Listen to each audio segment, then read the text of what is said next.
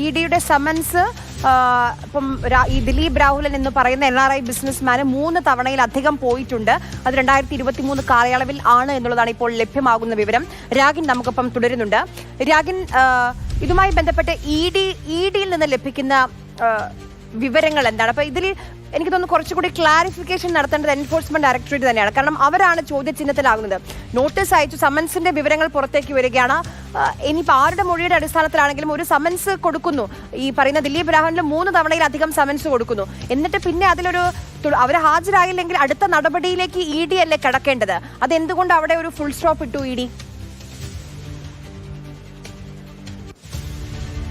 പ്രധാനപ്പെട്ട ചോദ്യമാണത്. അതായത് അന്ന് ഈ 2023 കാലഘട്ടത്തിൽ ഇപ്പോൾ അനിലക്കര പറഞ്ഞതുപോലെ തന്നെ അന്ന് ഈ ഉദ്യോഗസ്ഥരായിട്ടുള്ള പല ആളുകളും ഇവിടുന്ന് ട്രാൻസ്ഫർ ആയി പോയിട്ടുണ്ട്. അവരൊക്കെ പലരും ഈ കേസിൽ ഇൻവോൾവ് ചെയ്ത് കേസുമായി ബന്ധപ്പെട്ട കാര്യങ്ങൾ നോക്കിയിരുന്നതാണ്. പക്ഷെ അവരൊന്നും ഇപ്പോൾ അല്ല, പുതിയ ആളുകളാണ് ഇഡിയുടെ കാര്യങ്ങൾ നോക്കുന്നത്. എൻഫോഴ്സ്മെന്റ് ഡയറക്ടറേറ്റിന്റെ കൊച്ചി ഓഫീസിനെ സംബന്ധിച്ചിടത്തോളം ഈ ഓഫീസ് വലിയ രീതിയിൽ വിപുലീകരിച്ചിട്ടുണ്ട്. പല യൂണിറ്റുകളായി മാറിയിട്ടുണ്ട്. ഒരുപാട് കേസുകൾ ഇപ്പോൾ രജിസ്റ്റർ ചെയ്യുന്നുണ്ട്. അപ്പോൾ ഓരോ ഘട്ടത്തിലും ഓരോ കേസുകൾക്ക് പുറകെ അല്ലെങ്കിൽ അതുമായി ബന്ധപ്പെട്ട കാര്യങ്ങൾ മുന്നോട്ട് നീക്കുന്ന ഒരു നടപടിയാണ് സാധാരണഗതിയിൽ ഉണ്ടാകുന്നത്. പെൻഡിങ് കേസുകൾ അങ്ങനെ ചില ഘട്ടങ്ങളിൽ ചില കേസുകൾ അങ്ങനെ കടന്നു പോകാറുമുണ്ട്. ഇപ്പോൾ പല കേസുകളുണ്ട്. ഇപ്പോൾ ലൈഫ് മിഷൻ അങ്ങനെയാണ്. ലൈഫ് മിഷനുമായി ബന്ധപ്പെട്ട കാര്യങ്ങൾ അതുണ്ടായിട്ടുണ്ട്.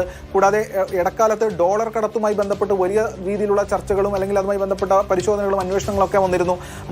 അത്തരം ചില കാര്യങ്ങളൊക്കെ തന്നെ ഉണ്ടാകാറുണ്ട്. പക്ഷേ ഈ സംഭവവുമായി ബന്ധപ്പെട്ടുകൊണ്ട് ഇതിൽ 2020 ഒരു ECIR രജിസ്റ്റർ ചെയ്യുന്നത്. ആ 2020 എന്ന് പറയുന്ന വർഷം തന്നെ വളരെ പ്രസക്ത അല്ലെങ്കിൽ വളരെ പ്രധാനപ്പെട്ട. കാരണം ഇതിൽ CBI അന്വേഷിച്ച് കുറ്റപത്രം കൊടുത്ത് ചിലരെ ഡിസ്ചാർജ് ചെയ്തു. അതിനുശേഷം ഹൈക്കോടതിയും അത് അനുവദിച്ചു. അതിനെതിരെയുള്ള അപ്പീൽ CBIയുടെ 8 വർഷമായി ഈ അപ്പീൽ സുപ്രീം കോടതിയിൽ കിടക്കുന്നു. പല ഘട്ടങ്ങളിലും വരുന്നു. അതങ്ങനെ മുന്നോട്ട് പോകുന്ന ഘട്ടത്തിലാണ് ഒരു ഘട്ടത്തിൽ ED 2020 ECIR രജിസ്റ്റർ ചെയ്യുന്നത്.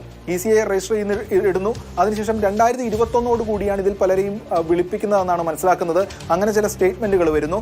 ആ ഘട്ടത്തിൽ ലൈഫ് മിഷൻ കേസ് ശക്തമായി തന്നെ നിൽക്കുന്നുണ്ട്. ഈ ഘട്ടത്തിൽ ശിവശങ്കറിനെ വിളിക്കുന്നു. ശിവശങ്കറിനെ വിളിക്കുമ്പോൾ 2/2020 അത് ഈ പറയുന്ന SNC ലാവ്ലിൻ കേസ് നമ്പറാണ്. ആ കേസ് നമ്പറിൽ ഒരു സമൻസ് വിടുന്നു. പക്ഷേ വിവേകിന് വിടുന്നു. ആ സമൻസിൽ പിന്നീട് തുടർ നടപടി ഉണ്ടാകുന്നില്ല. ഏതാണ്ട് ആ ഘട്ടത്തിൽ തന്നെ ഈ പറയുന്ന ദിലീപ് രാഹുലിന് 3ലധികം സമൻസ് പോകുന്നു. അപ്പോൾ ഇത്തരം ചില കാര്യങ്ങളൊക്കെ ഇതുമായി ബന്ധപ്പെട്ട് ഉണ്ടാകുന്നുണ്ട്. നിർണായകമായ വാർത്തയാണ്. ഈ മുഖ്യമന്ത്രിയുടെ മകനെ ED സമൻസ് അയച്ച അതേ സമയത്ത് തന്നെ 2023 കാലയളവിൽ 3 തവണ ദിലീപ് രാഹുലിനും സമൻസ് അയച്ചു എന്നുള്ള വിവരമാണ്. പക്ഷെ അതിൽ എന്തുകൊണ്ട് തുടർ നടപടികൾ ഉണ്ടായിട്ടില്ല? ഒരു തവണ പോലും ദിലീപ് രാഹുലൻ ഹാജരായിട്ടില്ല ED ഓഫീസിൽ. അത് കഴിഞ്ഞ് ഇന്റർപോളിനെ ബന്ധപ്പെട്ടിരുന്നു. ബ്ലൂ കോളർ നോട്ടീസ് പുറപ്പെടുവിക്കാൻ ആവശ്യപ്പെട്ടിരുന്നു. അതിലും തുടർ നടപടി ഉണ്ടായിട്ടില്ല എന്നുള്ളതാണ് മനസ്സിലാക്കുന്ന കാര്യം.